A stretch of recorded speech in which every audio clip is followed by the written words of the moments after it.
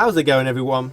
King Bathtooth here, and welcome to another Gwent tutorial. So this one's aimed at probably high beginners, intermediate players possibly, and we're talking about the order of calculations in Gwent, the Witcher card game. So in Gwent there's a lot of abilities and glyphs like weathers and commander's horns which affect the strength of cards, and we need to figure out what order the order of calculation is. So what goes first, what gets calculated first, what gets calculated second, because this can affect the strength, the total strength the card ends up at. A good example of this is if you've got a 2 strength minion on the board and you play a Biting Frost and a Commander's Horn. Now, what order are they going to get calculated? If the weather gets calculated first, it drops that strength to 1, and then the Commander's Horns get activated second, it bumps that strength from 1 to 2. However, if the Commander's Horn goes first, it will raise that 2 strength minion to 4, and then the Biting Frost will get activated second, and it will drop that strength from 4 to 1. So there is a set order, but that was just an example of how different calculation order could drastically change the strength of cards. But I'm going to teach you the order now. So when you've got your game board in front of you, it's split up into 3 distinct sections. Firstly, on the left, you've got your buffing glyphs. These can fit into any one of these 3 diamonds. And these are things like Commander's Horns and Mushrooms, but only one glyph can be placed on each row. Secondly, on the right, you've got your debuffing glyphs. So these can be placed into these 3 diamonds as well. And these are things like Biting Frost, Impenetrable Fog, and Torrential Rain. Again, you can only have one on each row, and Biting Frost has to go on melee, Fog has to go on ranged, and Rain has to go on siege.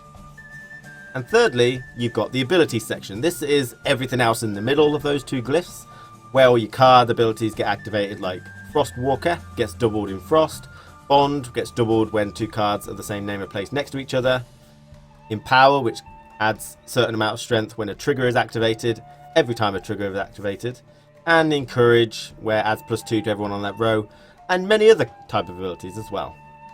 But when you're trying to remember the order of calculations, the simplest way is to remember it's from right to left.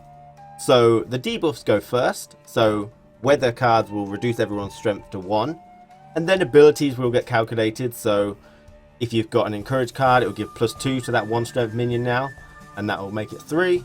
Bond abilities will double their strength, etc. And then finally, buffs will get activated. So these mean Commander's Horns will double the strength of whatever you've buffed them up to with the abilities. And that's a simple way to remember it. Now there are some nuances that I have to go over, and because you can only have 1 buff on a row and 1 debuff on a row, that's pretty easy. You don't have to worry about, which comes first, Commander's Horns or Mushrooms, because you can only have 1 on a row anyway. But abilities is a bit more difficult. There's a lot of different types of abilities you can have on the same row, all interaction with each other, so I have to go through those specifically and tell you which ones of those come through first, because they can change the overall strength of cards as well. But before we do that, I'm going to test that you've been paying attention. This is a beginner's test. I want you to tell me the strength of the cards after I put a little scenario up for you. So here you have a game board, and on that game board you have 2 Temerian Foot Soldiers. These are 4 strength melee cards with the Bond ability. Remember that the Bond ability doubles the strength of those cards when they're placed next to each other. And on the left hand side you have a Commander's Horn present, so that will double the strength of those cards on that row. But you also have a Biting Frost on the row, so that will reduce the strength of all minions on that row to 1 strength. I want you to tell me what is the strength of those Temerian Foot Soldiers after the order of calculations has happened. And I'll wait here peacefully.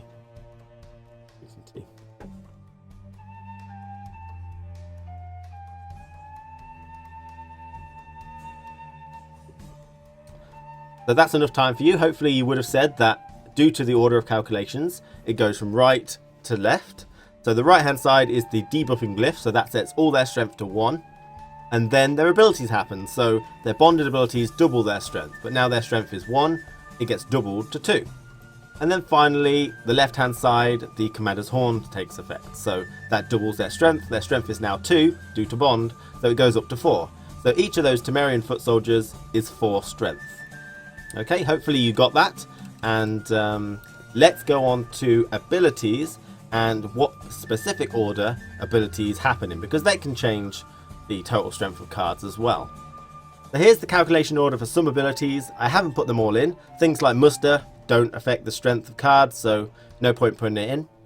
And I've grouped some things together, like Empower and Corpse Eater. They both do sort of similar things, so they get lumped together. So let me just say that this is a vague calculation order, and what I mean by that is that some abilities' order isn't really too important, but it is important in comparison to other abilities. For example, Type Bonds and Frostwalker. We've never had a card with Type Bonds and Frostwalker, so we don't need to know what order those two come in. You could mix those two around and it'd be fine, because they're not compatible and they're not going to affect each other. However, what is important is Empower and Promotion. These are two exclusive exceptions to the rule, and we're going to forget about those for now and bring them in later. And Encourage. Encourage is a very important one, and its comparison to Type Bonds and Frostwalker is an important one. So we're just going to worry about these particular abilities for now. We're going to remove Empower and Empower type abilities and Promotion from the mix, because they're exceptions, and we'll bring them back in when we bring everything else back in, and I'll explain why they're exceptions then. So for now we've got Type Bonds, which is when two cards of the same name get placed together, they double in strength. And we've got things like Frostwalker, double in strength if you're in Frost. You've got Rainwalker and Fogwalker as well. It doesn't matter what order you put those two abilities in, because they're not really compatible. We've never seen a card with Type Bonds and Frostwalker, and we probably won't. But just somewhere at the beginning of the calculation order, so they double in strength first. And then Encourage goes at the end of the calculation order. So Encourage adds +2 strength to everything else on that particular row. And it's just going to be a blanket +2 on everything. So all the doubles happen first, then a +2 goes on afterwards. And the same for Discourage, a blanket -2 to every unit on that row. Because if those Encourage went earlier, they would add +2, and then that +2 would get doubled with Type Bonds to +4, which is not how it works. It's just a blanket +2 at the end of the calculation order for abilities. So the main thing to take away from this is that abilities like Type Bond and Frostwalker go first. You double the strength first, and then Encourage or Discourage just blanketly sweeps them with +2 or -2 to non-hero units. Okay, so here's another test just to see if you're keeping up. So on the board we have 3 Temerian foot soldiers with Bond, 4 strength. We have 2 Blue Stripe Scouts on the board with the Encourage ability, which, remember, adds +2 strength to everyone else on the board apart from itself. And we have a Commander's Horn. So try and figure out the strength, and see you in a very short while. You might want to pause the video for this one, because it's going to take a bit of working out.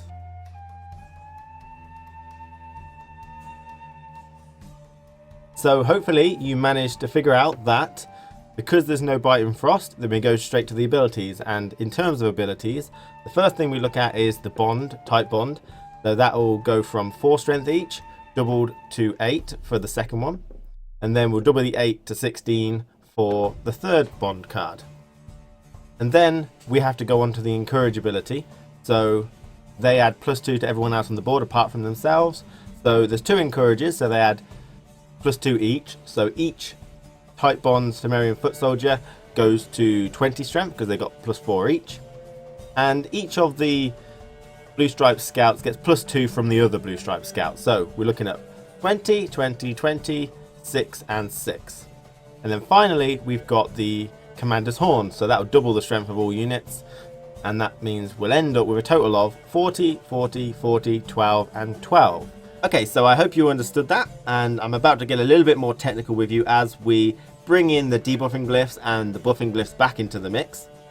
And we're going to overhaul the calculation order as we bring in the exceptions, Empower and Empower type abilities, and the Promotion ability. So the usual calculation order was from right to left, debuffs, abilities, buffs, but we're going to change it a little bit now. We're going to add in the Empower and Promotion. So we're going to bring in self-buffing abilities first. These are like Empower and Corpse Eater.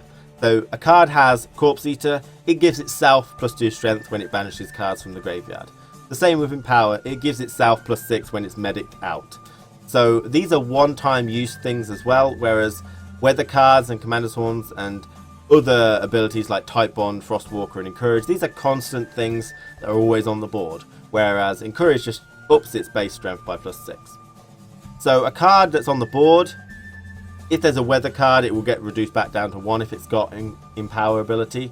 Even if there's a weather card on the board and then it gets buffed by +6, it will go up and then straight back down because the weather card is constantly checking the board. So self-buffing abilities like empower, they go absolutely first, then the weather card sets them down to 1 again. And then we've got other people's buffing and debuffing abilities. So things like encourage, it's that card that's giving this particular card +2 strength. Frostwalker, it's the biting frost in play that's giving you a double in strength.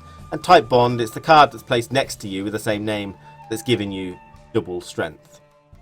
Okay, then we go on to the buffing glyphs. So these will double the strength of whatever you've got on the board. And then finally, promotion happens. Okay, promotion happens at the very end because Commander's Horns do come into play when before a promotion gets played. So if you medic someone out with Shani, it will go through this whole process. It will see if it's got an empower and give it to it if it's owed it. It will then go down to 1 strength if there's a frost in play, for example. Then it will start doubling in strength and getting encouraged by +2.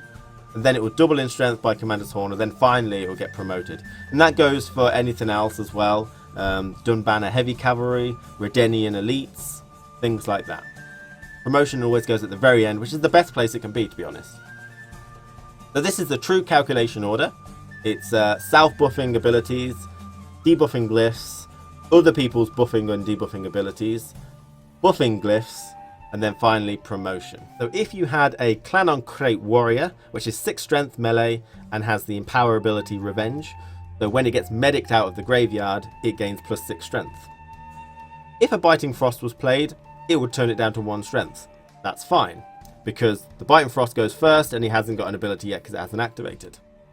If he gets Epidemic, so he goes into the graveyard and then gets medicked back out, would this happen? Okay, the answer is no. The reason for this is that the Empower activates and it gets its +6, but then the Weather card activates next and goes back down to +1. He would just get buffed up to 7 and then taken straight back down to 1 with the Weather card. So he'll stay at 1. No matter how much Empower you give him, he's going to stay at 1 until you can get rid of that Weather card. But if you do get rid of the Weather card, then the Empower that he's owed will come back to him. It does activate. It's just that the Weather guard is constantly checking the board and keeps resetting him down to 1, and there's nothing to keep him bringing him back up by 6 because it just activated once. Okay, so that's it, guys. I hope you enjoyed it. I hope it helped. It did get a bit complicated there towards the end, but as a small recap, it goes self-buffing abilities. These are Empower or Corpse Eater, anything that the card adds to itself. And then you've got debuffing glyphs, so this is your weather cards, for example. Then you've got other people's buffing and debuffing abilities. And abilities wise, anything that kind of doubles your strength, like type bonds or Frostwalker, that goes first in the abilities kind of section. And then encourage happens towards the end of the abilities section. Just gives +2 to everything on that row. The same with discourage, -2 to everything on that row at the end. And then you go on to buffing glyphs, so Commander's Horn doubles whatever strength you've got, or Mushrooms would give +4 to whatever you've got. And then finally, promotion happens right at the very end, so you don't have to worry about not getting buffed, because they'll always get buffed, which is really, really good. Promotion obviously won't go back down because it's a hero and can no longer be affected anymore, so that's pretty decent. Alright guys, I hope that helped. Let me know if you've got any questions, and I'll see you Tuesday. See you guys. Hello everyone, I'm a burger now. See you guys.